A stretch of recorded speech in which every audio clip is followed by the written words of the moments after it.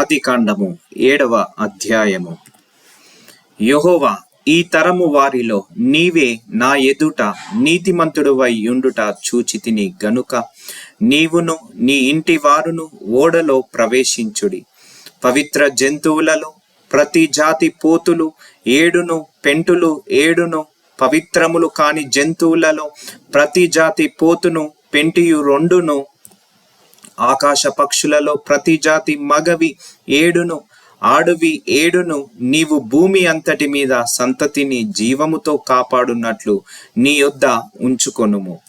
ఎందుకనగా ఇంకను 7 దినములకు నేను 40 పగళ్లను 40 రాత్రులను భూమి మీద వర్షము కురిపించి నేను చేసిన సమస్త జీవరాశులను భూమి మీద ఉండకుండా తుడిచి వేయుదునని నోవాహుతో చెప్పెను. తనకు యెహోవా ఆజ్ఞాపించిన ప్రకారము నోవాహు యావత్తు చేసెను. ఆ జల ప్రవాహము భూమి మీదికి వచ్చినప్పుడు నోవాహు 600 ఏండ్ల వాడు. అప్పుడు నోవాహును అతనితో కూడా అతని కుమారులను, అతని భార్యయు, అతని కోడండ్రును ఆ ప్రవాహ జలములను తప్పించుకొనుటకై ఆ ఓడలో ప్రవేశించిరి. దేవుడు నోవాహునకు ఆజ్ఞాపించిన ప్రకారము పవిత్ర జంతువులలోను, అపవిత్ర జంతువులలోను, పక్షులలోను, నేలను ప్రాకు వాటన్నింటిలోను మగది, ఆడుది జత జతలుగా ఓడలోనున్న నోవాహునొద్దకు చేరెను. 7 దినములైన తరువాత ఆ ప్రవాహ జలములు భూమి మీదికి వచ్చెను. నోవాహు వయస్సు యొక్క 600 సంవత్సరము 2వ నెల 17వ దినమున మహాగాధ జలముల ఊటలన్నీయు ఆ దినమందే విడబడెను. ఆకాశపు తూము విప్పబడెను. 40 పగళ్లను 40 రాత్రులను ప్రచండ వర్షము భూమి మీద కురిసెను. ఆ దినమందే నోవాహును, నోవాహు కుమారులగు షేమును, హామును, యాపేతును, నోవాహు భార్యయు వారితో కూడా అతని 3 కోడండ్రును ఆ ఓడలో ప్రవేశించిరి. వీరే కాదు, ఆయా జాతుల ప్రకారము ప్రతి మృగమును, ఆయా జాతుల ప్రకారము ప్రతి పశువును, ఆయా జాతుల ప్రకారము నేల మీద ప్రాకు ప్రతి పురుగును, ఆయా జాతుల ప్రకారము ప్రతి పక్షియు, నానా విధములైన రెక్కలు గల ప్రతి పిట్టయు ప్రవేశించెను. జీవాత్మగల సమస్త శరీరులలో రెండేసి ఓడలోనున్న నోవాహునొద్ద ప్రవేశించెను.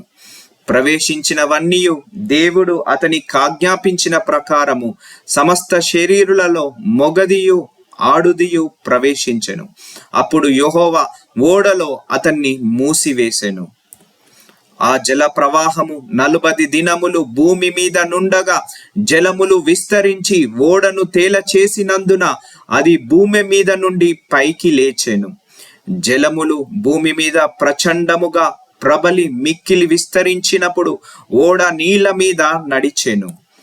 ఆ ప్రచండ జలములు భూమి మీద అత్యధికముగా ప్రబలినందున ఆకాశమంతటి క్రిందనున్న గొప్ప పర్వతములన్నీయు మునిగిపోయెను. 15 మూరల ఎత్తును నీళ్లు ప్రచండముగా ప్రబలెను గనుక పర్వతములను మునిగిపోయెను.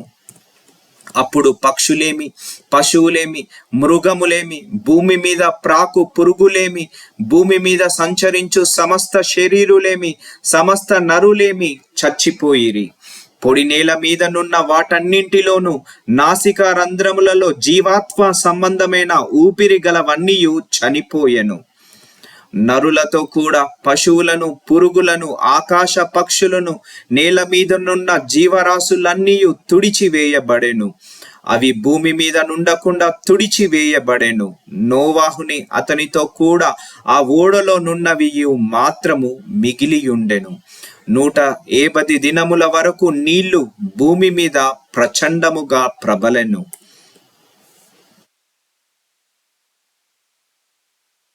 జీసస్.